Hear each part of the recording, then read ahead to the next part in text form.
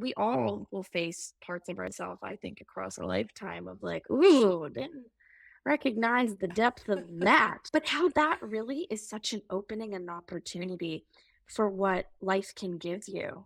And if you don't do something, you really limit your expansion of, I think, ability to connect to joy, love, vulnerability, understanding, compassion, looking at ourselves clearer and clearer all the time and holding space for uncertainty and just allowing ourselves to grow into those spaces helps us love other people. We are Totally. less angry at people. We are less passive aggressive. We are less resentful when we are spending loving energy with ourselves and our own soul evolution. And we are helping other people evolve just by being who we are because we're a human system. We are an ecosystem. Nothing is disconnected from another thing.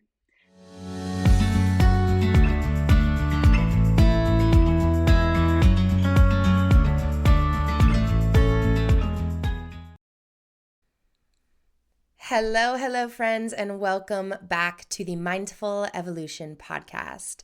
I'm excited to dive into today's conversation where we're going to be discussing everything around the concept of soul work, the understanding of what exactly this new world is that people are talking about, what it means, what it looks like, and how you can start to bring more purpose, more passion, and more of this creative magnetism into your life so that you can be a part of helping with creating this new world, being a part of this experience. You are the ripple effects for the world around you. So today I have the amazing Lauren DeMarco on the podcast. Lauren, I'm so excited to have you here and have some chit chat around all of these fun, yummy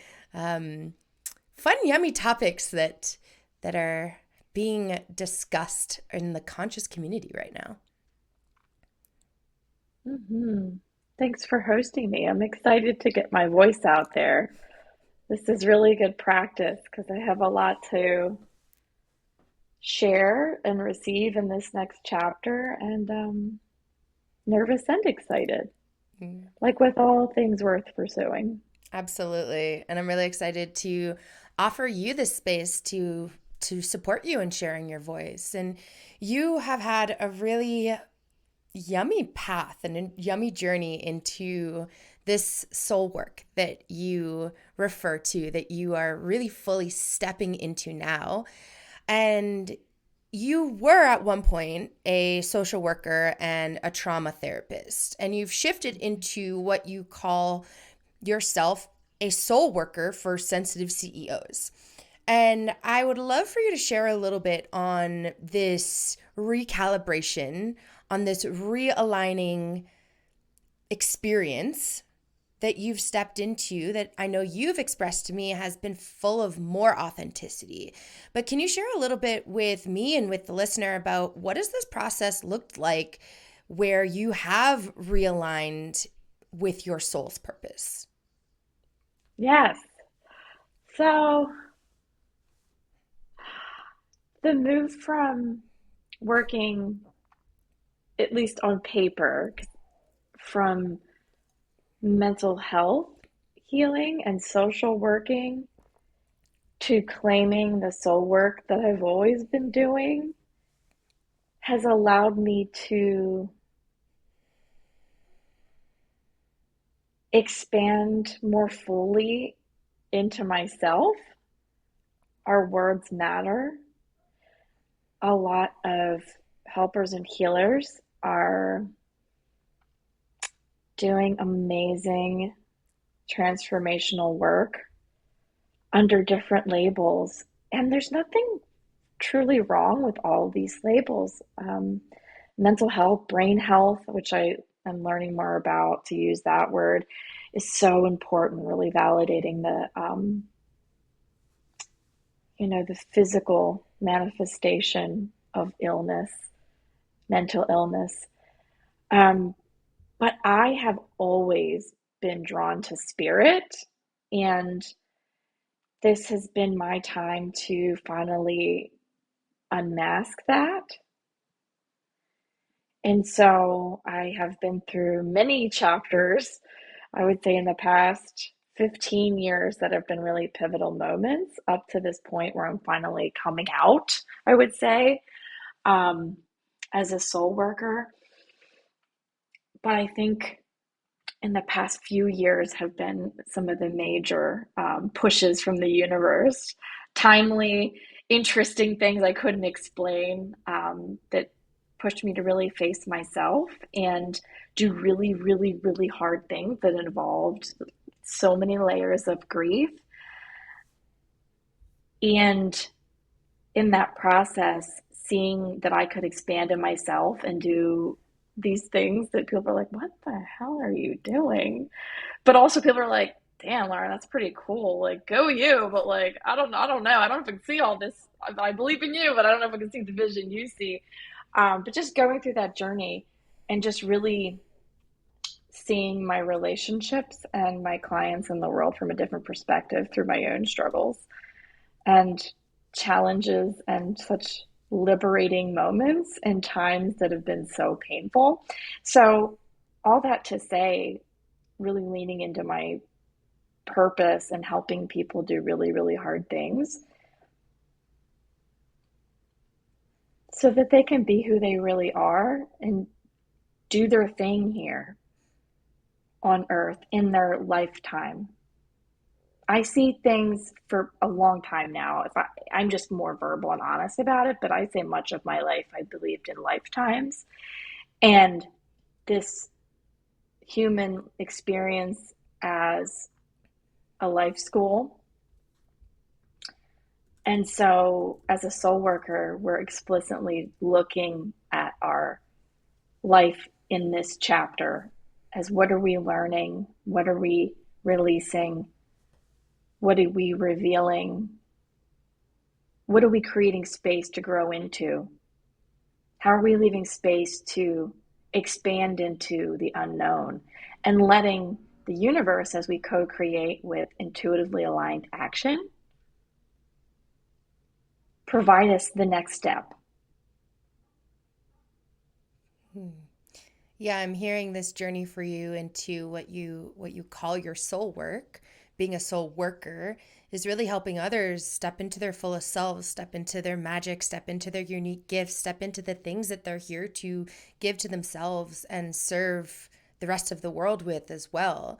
And something that I heard you touch on here was being a permission slip for others. And I think that's one of the most beautiful things when you align yourself with this spirit-led journey, right? Not necessarily the journey of the mind, but the journey of the body and the soul. And when you do that, you do the exciting and the hard things, you lean into them because you know that that is the way that you are being called, that you're being guided based off of your spirit, your soul, your body. Because the mind just gets into all this chatter that tries to protect us and support us and ultimately from being hurt, right? And this journey of being spirit led and heart led, as I love to add in there myself, really allows you to become a permission slip, in my experience, for the rest of the world to step into their gifts, to step into their magic, to step out of the box that society has put us in that says you have to look this way, you have to speak this way, you have to do things that way. And it's like, no, actually, like I get to do the ways that feel good for me. And I'm hearing in this transition from being a social worker and transitioning from a trauma therapist into this guide for other CEOs to really find their spirit-led path has allowed you to experience so much more in life and to tune into like, what is it that I'm being called forwards towards versus, in my experience, like, what is it that somebody told me to be? And what does it look like the way that somebody showed me? Mm-hmm. There's a lot of things that came up just before we met. I'm always trying to focus, but in a lot of ways, we're transcending the training. And it's interesting the word training is coming up. I usually say things like the conditioning, and these are all familiar concepts for people who work in anti-oppressive spiritual spaces and speak this way. But transcending the training, which is an interesting concept for me. I am still a licensed professional. I still need to take trainings to maintain my continuing education for the current clients that I do have. And the training, professional training, is so important. And yes, and world. We'll get into this. We've been training for this life since before we were conceived. Mm-hmm.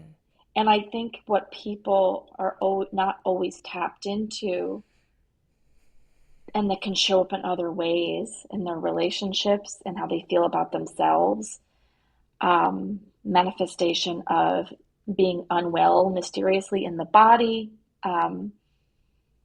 has a lot to do with forgetting the soul training that was already taking place before they came, and what they are learning from the soul perspective now that really goes beyond and extends beyond what we can learn in books.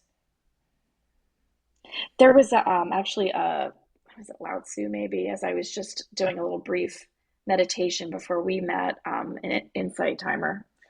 Great. The more we know, the less, what is it? The more we learn, the less we know, something like that. It was something like that, but that comes to mind, right? Holding space for the uncertainty. And how can we merge training? Like to this day in my soul work, you can't take the social worker completely out of me. You can't bring this trauma therapist out of me. It's actually what I offer and part of what you get with me. I work very focusedly, intuitively, professionally. I still bring my ethics with me. I know about boundaries, blah, blah, blah, blah, blah, blah, blah, blah. All the somatic, the science, blah, blah, blah. That's also important. And we also bring something well beyond what a degree that we purchase and can only have access through certain access points of privilege and economic access, racial, gender, sexuality, identity, country of birth, etc. All of that dictates some of this traditional training. And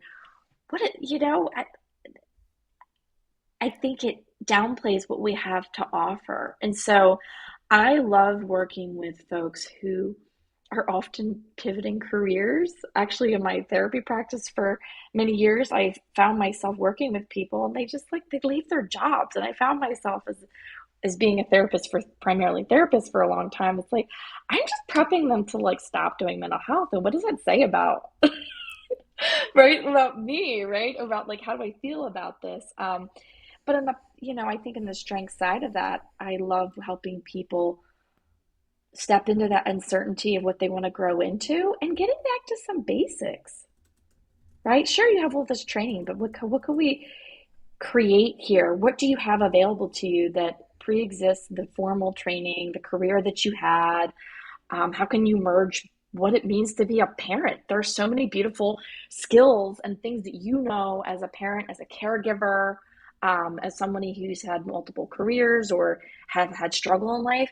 They have more gifts than any degree could give you, right? And identifying that and being able to speak on that. What am I learning? What can I do to both feel more fulfilled, feel more peaceful, live the way I'm feeling called to live, treat people the way I'm really feeling called to treat them, and honoring who we are and the complexity of being in order to do that. And that means even the shadow stuff too. It ain't all just pretty airy fairy stuff. I mean, we all will face parts of ourselves, I think, across a lifetime of ooh, didn't recognize the depth of that. But how that really is such an opening and opportunity for what life can give you. And if you don't do some of that, you really limit your expansion of, I think, ability to connect to joy, love, vulnerability, understanding, compassion. looking at ourselves clearer and clearer all the time and holding space for uncertainty and just allowing ourselves to grow into those spaces helps us love other people.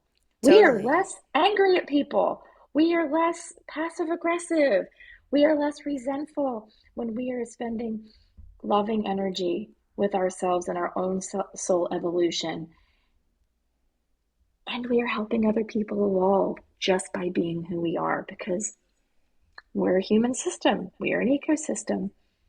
Nothing is disconnected from another thing.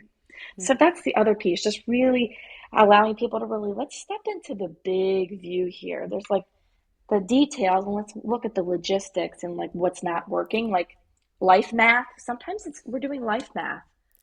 I'm hearing you don't like this, and you really want this, but I hear you're doing a lot of this. And really just presenting that to people. How do you feel about that? You really don't like that, but that's what you're spending 30% of your time doing. And really being curious about the narratives of what we can and cannot do, how we can and cannot live, unpacking a lot of social, cultural values, a lot of colonial perspectives that we're all seeped in, at least in the U.S. and honestly across the globe. It's not, there's no place Everywhere. on this globe. Right.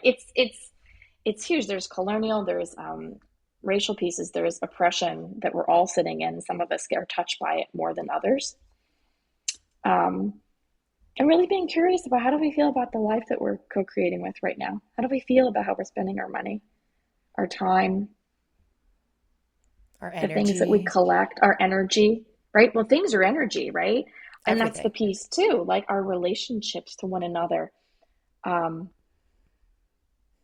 Your relationship to yourself dictates your relationship to the world. And people would have a lot of arguments around that. But I think if you're curious about the nuance of what that means, right? If you're in denial with self, you are in denial of others' experience as well. If you inflate yourself and deflate others, that is still the natural pendulum swing, right?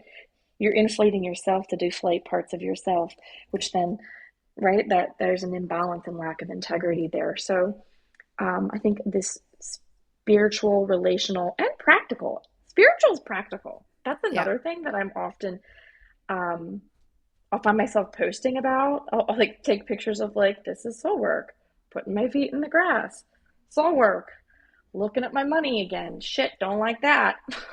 Damn it, Well, I was it's living like in denial, right? you're talking about the zooming out, right? And getting a different perspective and Mm-hmm. being able to reflect on this moment in time. And it's always super helpful for me sometimes to just give myself the reminder. It's like, just a reminder, you are a little speck of dust floating on this planet in the middle of this atmosphere. Like, just to put things into perspective sometimes, because we can take things so fucking seriously that it's like, Mm-hmm. at the end of the day, like you're this tiny little speck of dust in the atmosphere, right? And the thing is, when you start to zoom out, you can get a better perspective of what are the parts and the pieces that are making up the whole, which is your experience. And I have a mentor that says, you cannot disown that which you have never owned.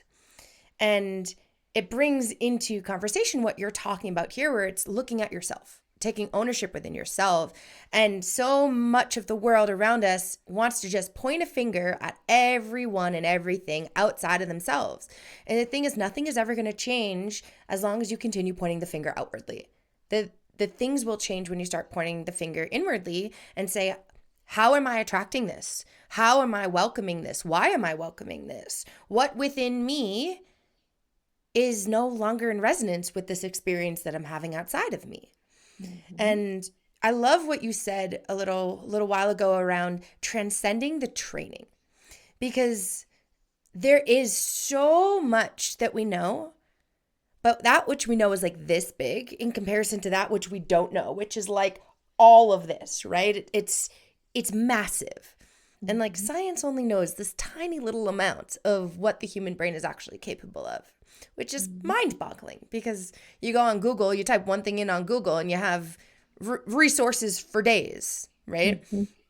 And it's interesting talking about this transcending the training, because I am very much in alignment with what you're expressing here. It's like, yes, the training is important. It is your foundation, right? It is the soil with which you plant your magical crops in that then get to grow and flourish into that which makes you unique, that which allows your magic to be shed upon the world around you, be shared with the world around you. It allows you to really get clear on what is it that you are meant to be of service with, and how are these ripple effects that you are creating, how does that get to affect the world?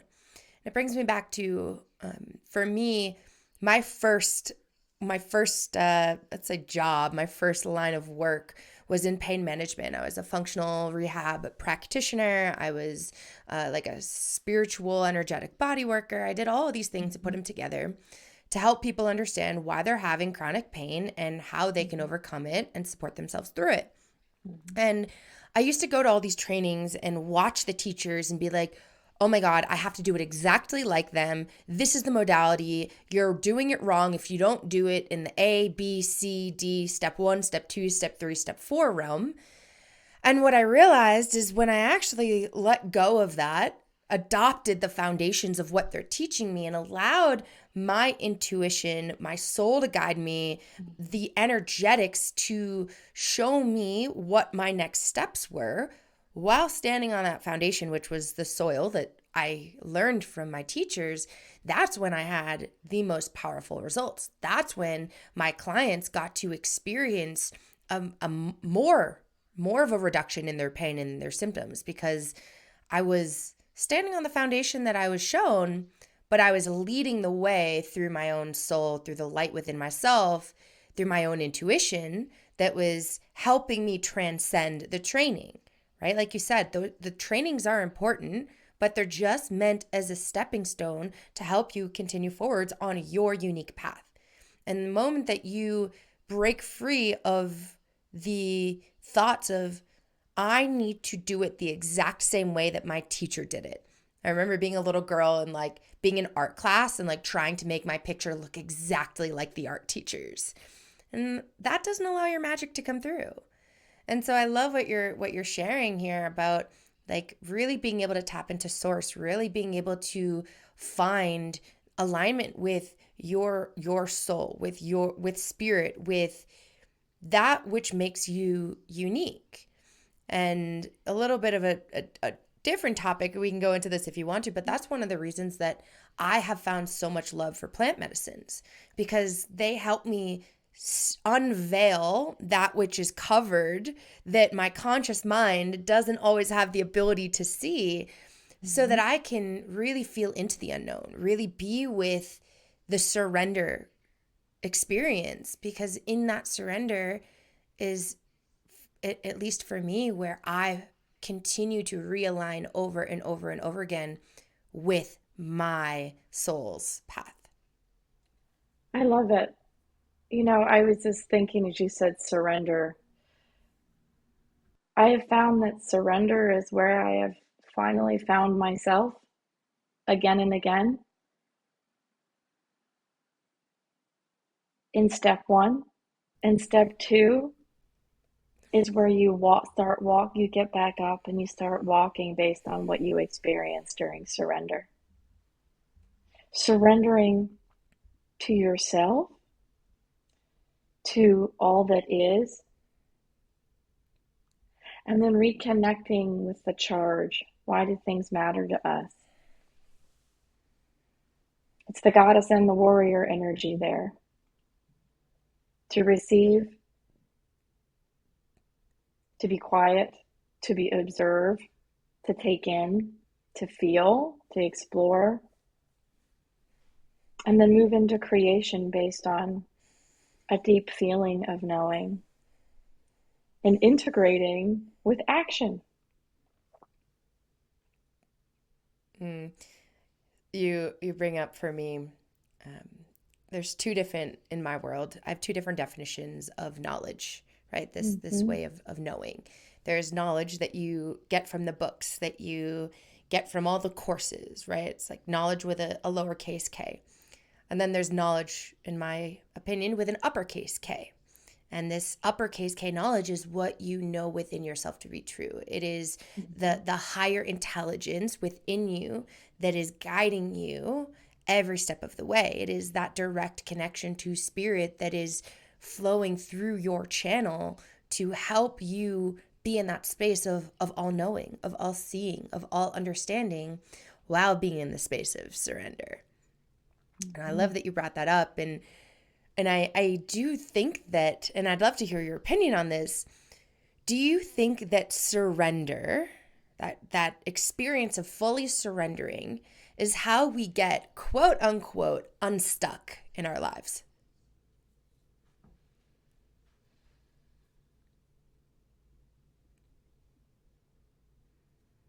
I'm going to come back to, I think it's to name what you're talking about. That's we use a lot out in the world, but you know, a lot of mental health folks will call this, you're talking about lived experience. There is a movement that remembering yourself, lived experience is training. Culturally, we've been kind of pushed out of it, and I feel like there's a lot of reasons for that. Sometimes it's political, it's waves of what's popular.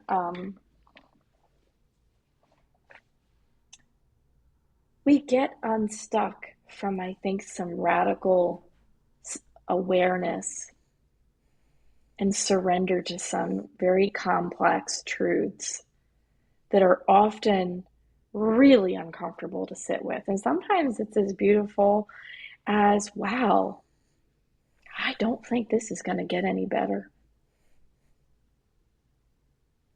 And I am finding I am more capable and more curious about what life can look like beyond this point. And how do I want to start exploring into that space? How do I want to get out with my active self? How do I want to start envisioning? The unstuckness, ultimately, I feel like it starts with surrender and then continues with action. I so agree with that. Because if you don't take any steps to shatter the beliefs, to shatter the stories, to shatter the identity that you have locked yourself in chains with, you can't create anything different. I was over the last couple of weeks, I was in Austin and I took part in this incredible personal development immersion that I highly recommend to you and to anyone listening. It was one of the greatest somatic healing immersions I've ever done in my life, and experiential. Like the entire time in this immersion, it is simulated to be what you experience out in life. And it highlights so much about yourself in a room of 70 to 90 other people. And you get to learn a lot about you, and you get to face a lot about you. Because if you don't have those reflections from yourself, from others, and those observations, it's really hard to actually see, what is this identity? What is the story? What is this belief that I've been holding on to, that I've been chained to, that is preventing me from taking action? And one of the things that one of my small group coaches encouraged me into was play with your edges. Do the thing that you would never do. Try on something completely different, polar opposite than you would normally do for yourself. And it allowed me to really play with these like extreme ends of the spectrum. And sometimes I'd do that and be like, oh, that's a whole hell no for me, right? But as you start to learn what those yeses and those nos are, and unchain yourself from the identities, the stories, the beliefs, you get to find the harmony between, oh, where do I want to take action, and what steps of action do feel good for me, and what steps of action are aligned for me right now. And I believe that's such an important experience. It's why I love to travel solo so much, because it gives me that ability to step back into those containers of silencing the external in a sense, the normal external that you're in your everyday life, and getting to say, what feels good for me right now? Not what felt good for me yesterday or 2 months ago or 2 years ago. What feels good for me right now? And one of the things that I was having a conversation with my friend about this past weekend was, we forget that on a microscopic level, our bodies, our physical being is constantly evolving, constantly changing, constantly shedding. You are constantly becoming a new physical version of yourself. Mm-hmm. And we don't think about that when it comes to our minds and our souls. Because if we're doing that on a physical level, you're also doing that on a mental and an energetic level. And the mind, the body, the soul, they all get to come together, and they all get to evolve together constantly into these constant new versions of yourself. And I do think that society, you talked a little bit about this, plays a little bit of a role in almost creating some shame and some guilt that you are becoming a different person. And so it leads people, I think, to put themselves in that box and say, no, this is me. This is who I am. Rather than allow the surrender to change and to evolution. Because I think a lot of times people, and there's so many different ways to look at this, but what's coming through right now for me is people, I think, are afraid of change because they're afraid of what people are going to think of them. They're afraid of whether they're going to be accepted or rejected. Oftentimes people are people pleasing, trying to be who they think they need to be to fit somebody else's experience. And that's not what allows you to step into your soul work. Mm-hmm. So I'm sitting with there's a lot here. So there's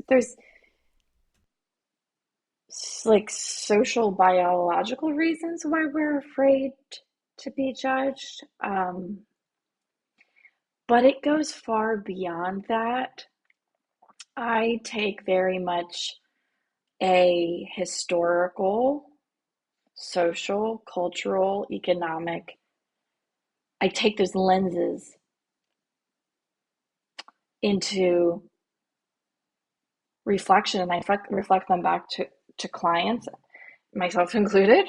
I've done a lot of identity work, and I still am an identity explorer in so many ways with ancestry and understanding the generational patterns. And but it's been economically, from a power structure perspective, beneficial for people and power for people to be ashamed of wanting more. Because if you want more, you won't need us. You need our jobs. You need you need this pension. You need this insurance. And if you don't, you're going to be out on the street. And by the way, let's add on some shame about that, and let's poverty shame. And so you have people walking around who don't even know, just have a lot of internalized oppressive narratives, and they're angry at other people because they don't even see how gypped they really are too. And so I really validate people's fawning behavior. That's kind of a trauma, if you're familiar with the trauma narrative, like the trauma responses. Mm-hmm. It has been socially acceptable and reinforced, particularly for women, to settle. Right? We have this whole created, socialized around being digestible and nice and pretty and staying small and subservient. The good girl. Yes, right? Mm-hmm. And so there's just a lot of real conditioning, and it's in our DNA. I mean, a lot of when I talk about soul work, we are shifting your legacy.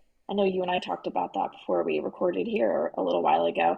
We are shifting our legacy forward. You are literally, okay, I don't want to speak so grandly as if I'm, in the lab on this, but There is a great possibility that by raising your children and treating younger generations differently, that we are breaking these cycles of oppression and trauma in our DNA, which I'm of the opinion, and there's evolving research to support that around, especially around epigenetics, that like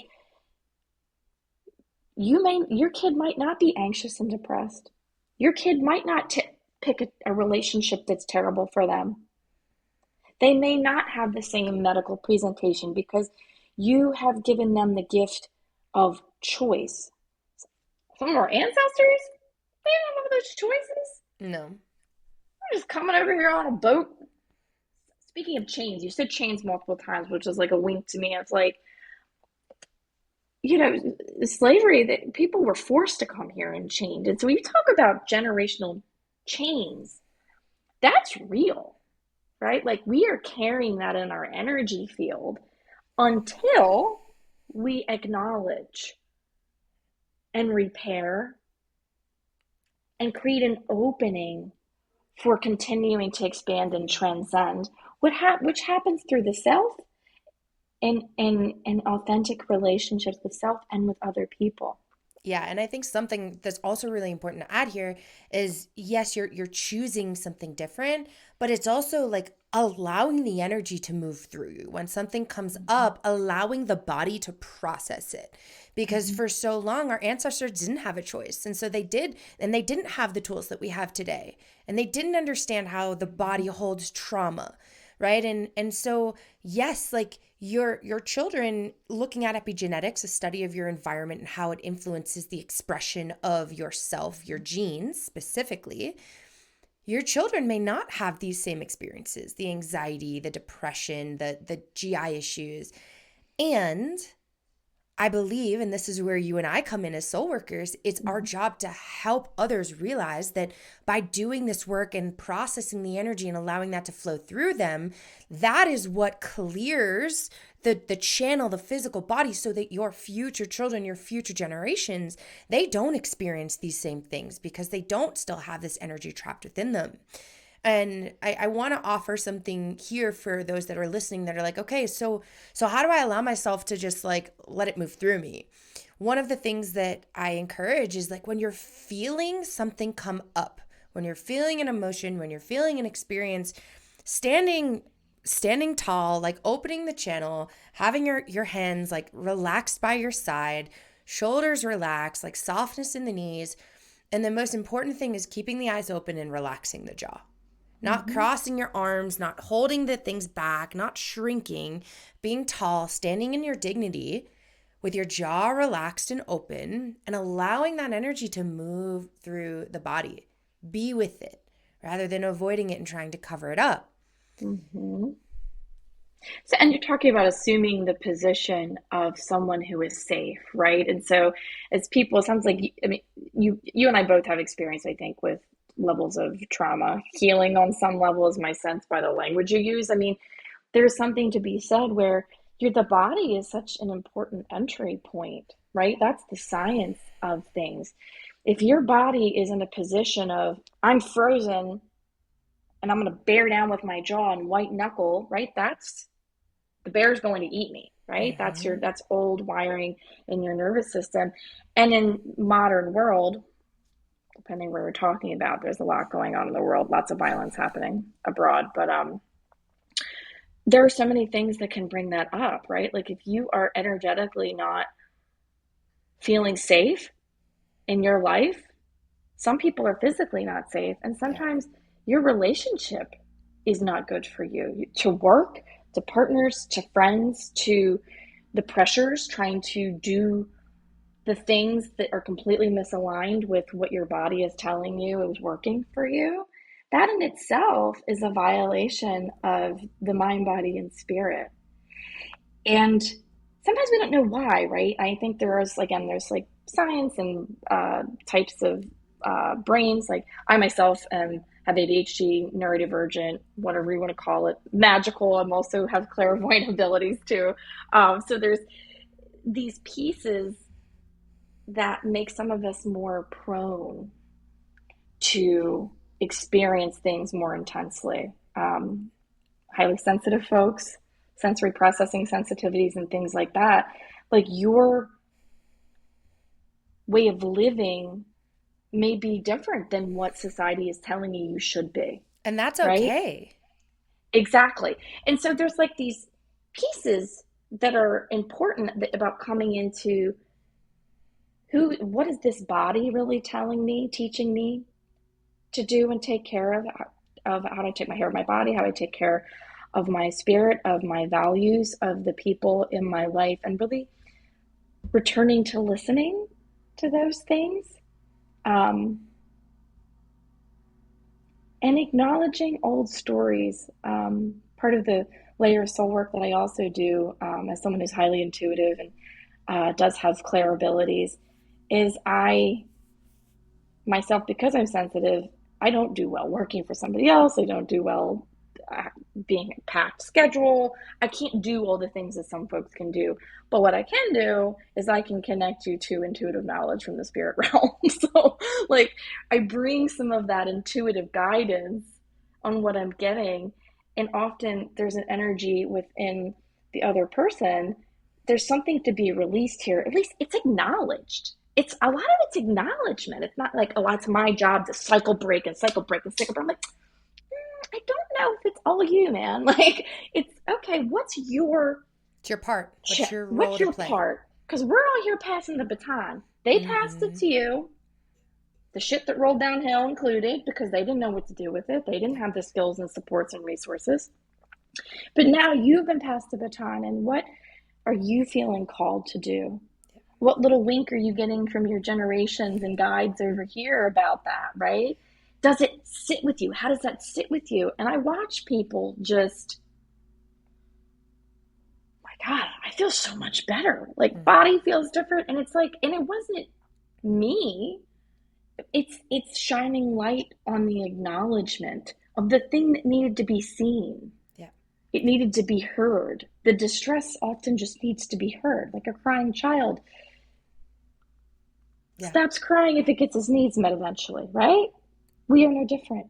The allowance to be with it. And you make such a beautiful point here is it's not all your responsibility. Like, it, I know for myself, I am the first woman in my family to step into this work, to step into really connecting with spirit outside of religious norms and exploring consciousness, exploring the self, right? And starting to unlock some of these chains that have plagued my family for a long time.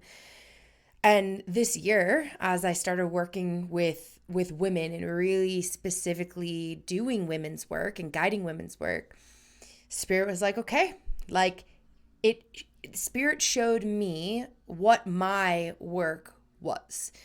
And I got to dive really deep into breaking patterns specifically with my mother and in the feminine lineage of the mother-daughter relationship. And I'll tell you right now, like it hasn't felt good all the time, right? Like sitting in plant medicines with my mom was one of the hardest things I've ever done in my life. And through the whole experience, I knew, I was like, this is my work. Like, this is my responsibility. I get to take ownership of this. And there's other things that I've started to touch or tap into, and I didn't get the little wink over here from my guides and from Spirit. Like, okay, like this may not be any of my responsibility in this lifetime. And accepting that and knowing that future generations will know, because it's like, and I feel like I'll speak for myself, but I feel like you may resonate with this. It's like, we flip the light on, right? And like, genetically speaking, once you flip the light on, it's a lot harder to turn it off because now you know what's there. And so there's this trust in myself that future generations are going to continue this journey, continue this path, continue walking through this work, right? This soul work. And this leads me into the topic that I'm really interested in hearing more from you about is parenting. And I'm not a parent. I know you're a parent. And, one of the things that you and I were talking about is stepping into your career, stepping into your work in the world, stepping into being of service, whether that is in business or as a parent or as a friend or as a leader, to create this new world. And so before we dive into like the parenting stuff, because I'm so curious to hear from you and your perspective here, what is it that we are creating? Like, people are talking about this quote unquote new world, and you and I have spoken about this new way of living. What does that mean? What is that bringing forward? And what is this paradigm shift that's happening that you see?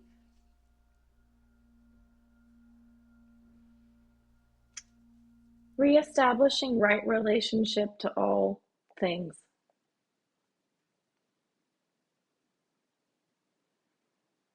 What does that mean to me?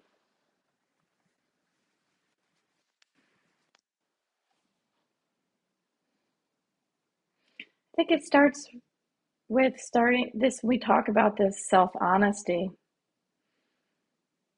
When we talk about aligning with spirit, with intuition, with what we're feeling guided to do, what feels right in our bodies, what other people, I mean, honestly, like eventually things do work out or you wouldn't keep following your intuition, right? Let's be real. Things are working out because you're on the right track.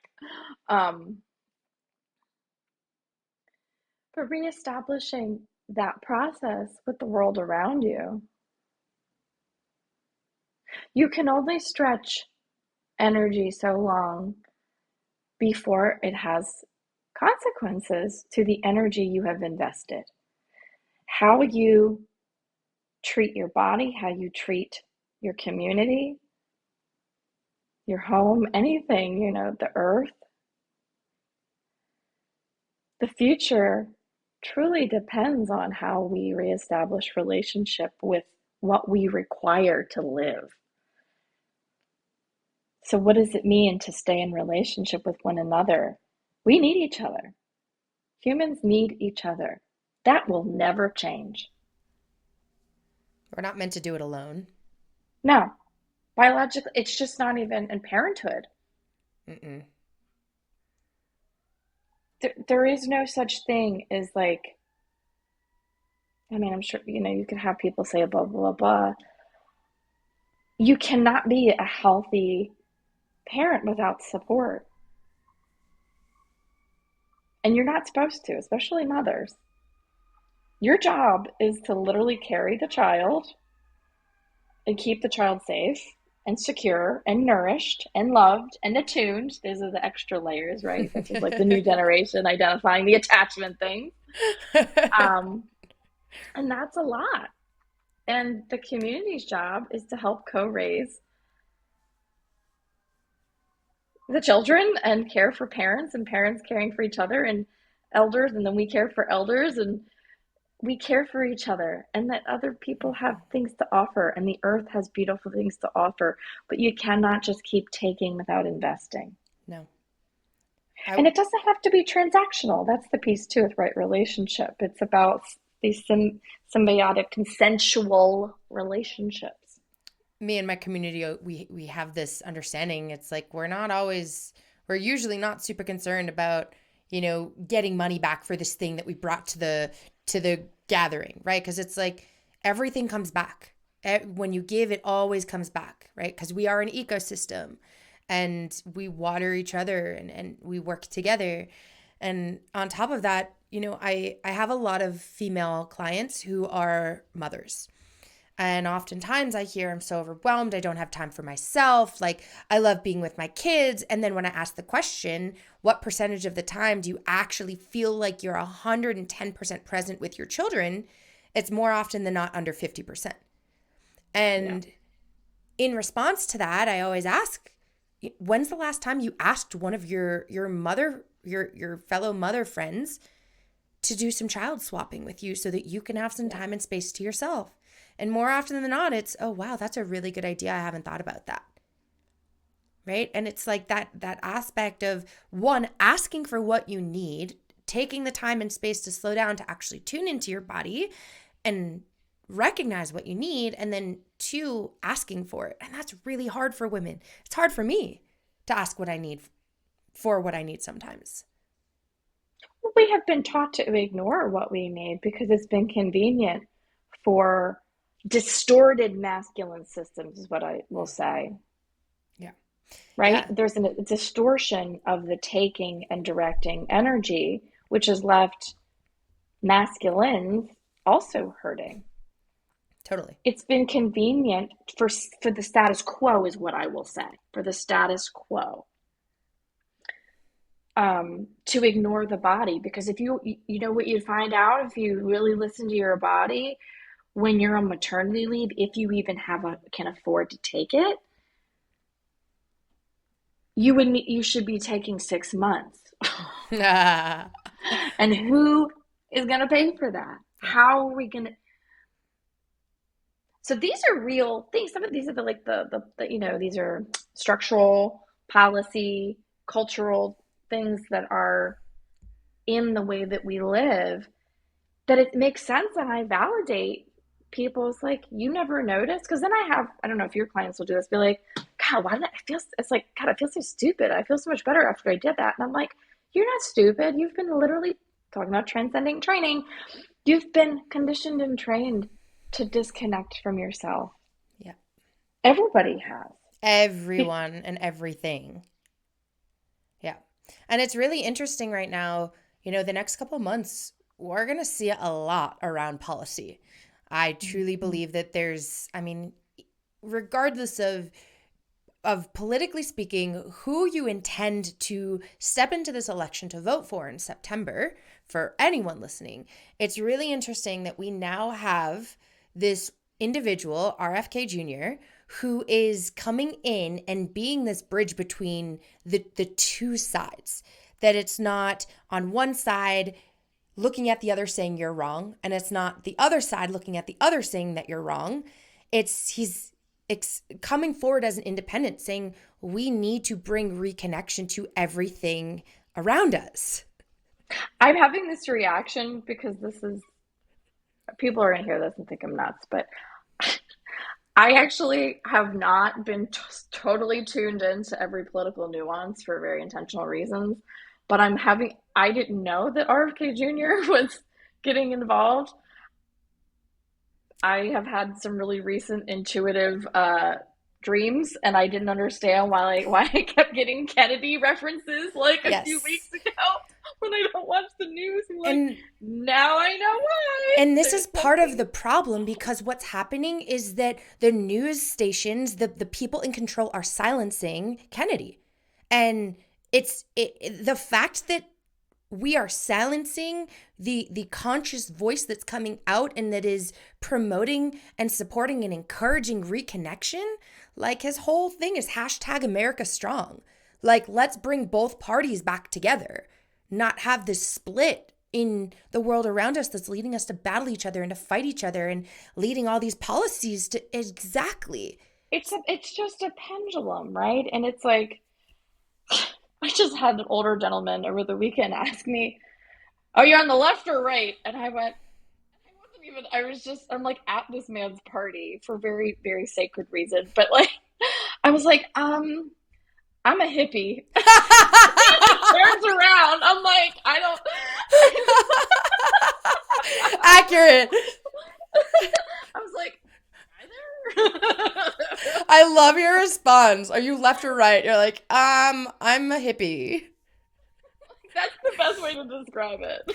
Well, that being said, I invite you and anyone who's listening who has not tuned into anything that Kennedy is bringing forwards, practicing, preaching, speaking on. He has so many podcasts where he's brought forth a lot of the problems, the dirty things that have been brushed under our government's rug for a really long time. He's bringing it forward and he's talking about it. And so this is the first time that you're hearing that Kennedy is running for president in 2024. I really invite you to tune into his agenda, to what it is that he is, the medicine he is spreading, because it is important. Interesting. But that being said, we started talking about the new world. And so...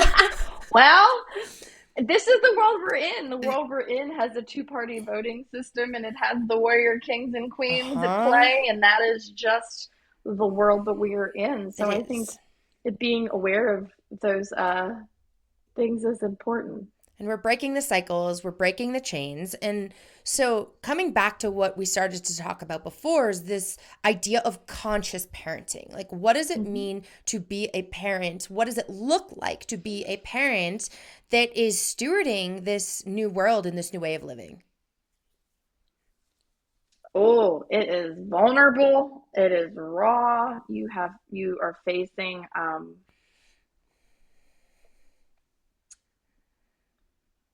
again and again facing the little one within who can reenact pain onto your children, and having to face the sadness and remorse and shame of that is probably one of the hardest things. And we all do it. I've been a therapist for years. I worked with children and family. I know attachment. I know all the things. And that does not stop you from losing your shit, especially as someone who is doing things on her own a lot of the time, and um, prioritizing your actual needs for rest as a I say solo co-parent because I'm not like, my child has a very involved parent. It's not anything like that. But still, I'm responsible for him financially on my own, on my side of the fence, and energetically and emotionally. And I'm the mom, my little one's 4.5, gonna be 5. And he very much needs me at this stage still, in a lot more. And it's such a precious stage. And so my ability to stay conscious and in reality and honesty with my needs literally um, dictates how I can parent my child. And interestingly enough, as you said, like, when are you 110% present with my son?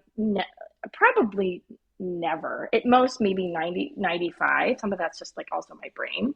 Because like sometimes like I need to be doing things, and it's different from what your kids wanting to do. So you're having to kind of attune to their energy and also take care of yourself. Um, but it's really radical self-love, because it's really, really easy to just shame yourself, um, because you should know better. And I would say in the last several years, my own journey of healing and motherhood has brought up uncomfortable things with my mom as well, and feminine line healing. But it's been also so healing, because I have a level of my work on myself and releasing a lot of the traumas and generational baggage and stuff, um, has transformed my relationship with my own mother, and the mother in me, right? The mother in me, and the mother, and the humility that I have, um, in taking these huge generational leaps. Because I mean, the difference between her mom and her, and then her to me, is, I mean, it's just profound. So it's been a lot. And also, I really attribute motherhood to becoming the best and most honest version of myself. That's beautiful. I can hear that it's been such a transformational process for you. And just, I say this about the entrepreneurial journey, but I say it's the deepest level of self-development that you could ever step into, because I'm not a parent. And I also recognize that becoming a parent takes you even deeper on that journey. And just honoring you for stepping into parenting in this way, in this conscious way, in this aware way, in this way that you are stewarding this new world, that you are stewarding this new way of living, and you get to be a leader in that. Because we are seeing a lot of differences in the last 3 generations, right? Your grandmother, your mother, and you. And you are a massive pattern breaker, as your mother broke her own patterns, right? As we step into this new world and into this new level of conscious awareness, and not just the knowing, but the being part of it, the taking action part of it, like we were talking about earlier on in the episode. I just want to honor you, because that does require so much commitment and resiliency and strength. And for any parent that's listening, I'm honoring you in this process and in this journey as well, because it's not easy being a parent. I see it in my friends, I see it in the world around me, in my community, and it is why we need each other.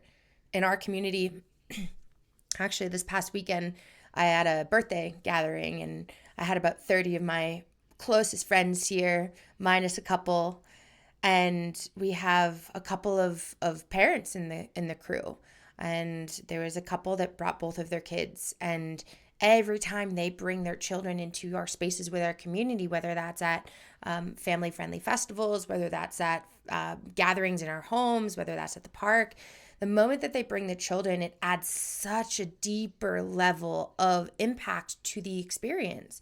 First of all, kids are the cleanest channel of source, the cleanest channel, so closely connected to source. And the energy that it brought into the space this weekend, having the kids around, not only being able to watch the parents and how the parents show up, but being able to notice how those children impact everyone at the party and the experience that each person has. It's powerful. And that would not be possible without people like yourself stepping into this conscious parenting, stepping into bringing deeper levels of awareness to the way that you show up for your children and teach your children how to show up for themselves. So thank you for guiding this journey for so many. And I'm curious, what is something that you would recommend to parents that are also stewarding this journey for their children into this new way of living? What is something that you would recommend to them to help keep them centered on this path?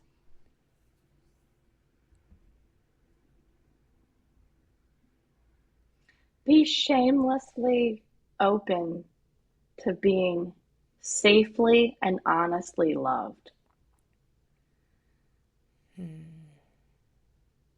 There is a myth that mothers should just be able to be good parents no matter what their circumstance, and it's complete bullshit.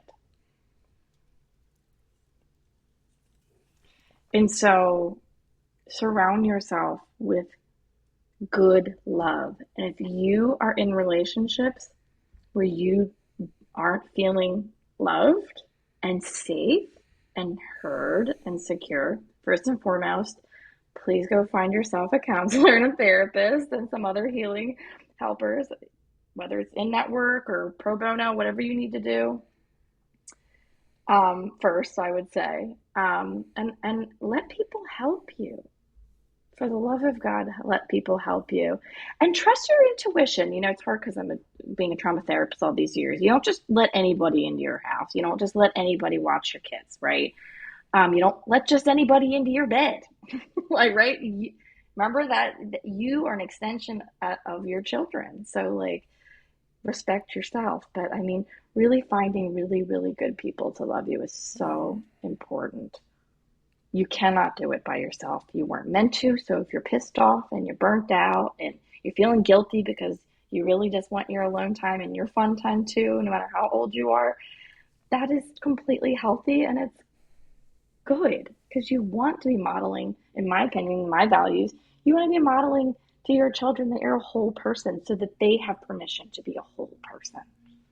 Absolutely. I love You're that. more than you're being a parent. You're more than your job. You're more than who you're in a relationship with, right? You are all those things, and you are a soul.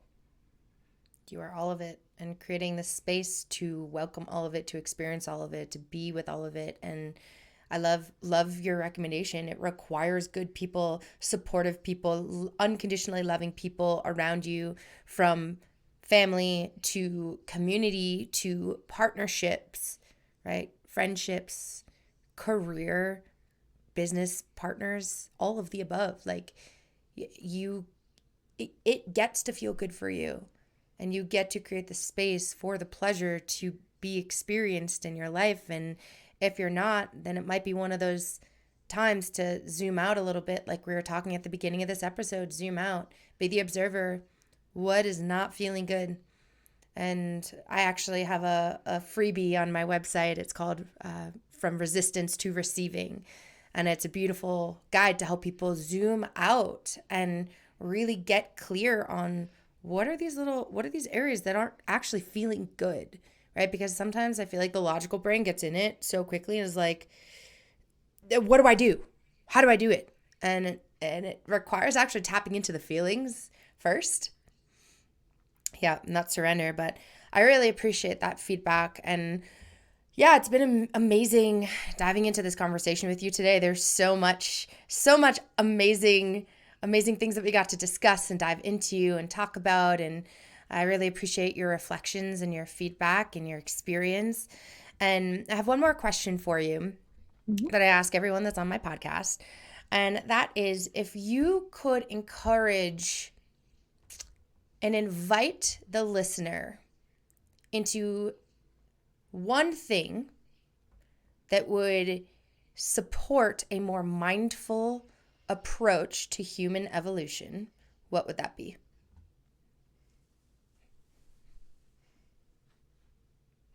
I have this image in my head, and I use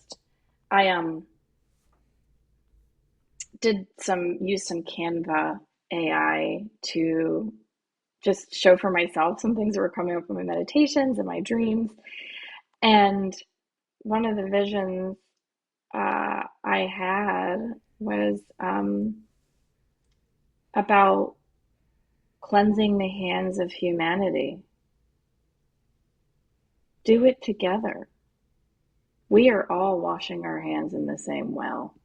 Don't ever think for a second that you are different, better, or less than anyone. Your ability to take care of you and take care of your neighbor are the only way that we're going to live a better life.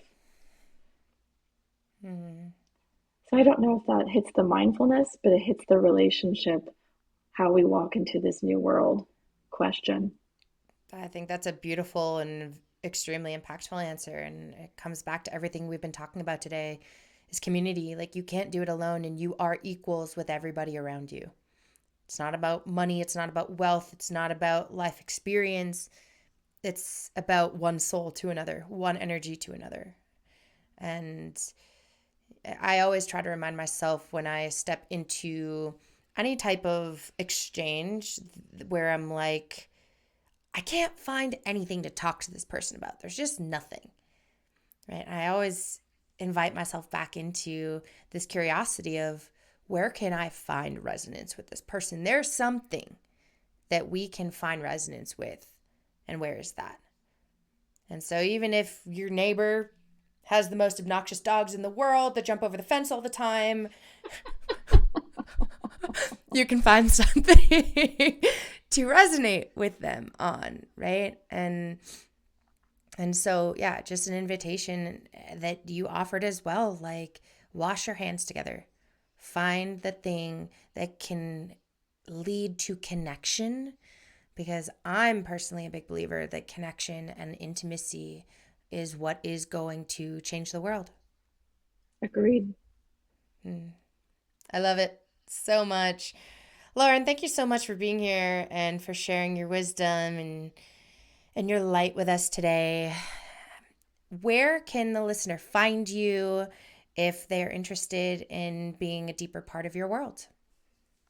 I'm on Instagram, Facebook. I have a website. It's just Lauren DeMarco Coaching.com. Lauren DeMarco Coaching 1111 or 1111 for all the numerology angel number people out there. Shoot me an email. And then also I have do virtual one-on-ones, but I also, in the spirit of community, I have several group offerings and connection opportunities, and then I also host in-person events seasonally. Amazing. And remind me where you're located in the world. I am in Maryland, USA. Perfect. So if you're listening and you're in Maryland, go find Lauren, reach out to her, be a part of some of the community events that she has going on. You're particularly in the Baltimore area, correct? Yes, I live just north of Baltimore, but I host a lot of things in the Baltimore City area. Awesome. Well, I will put all of Lauren's contact info in the show notes so you can easily reach out to her. And again, Lauren, thank you so much for being here. I've loved diving deeper with you and getting to know you more. And thank you to the listener who took your time to tune into this conversation. If you have any questions, comments, if there's something about this conversation that really lit a fire in you or created some sort of change or deep impact, reach out to me, reach out to Lauren. Let us know. We love it when you share the medicine.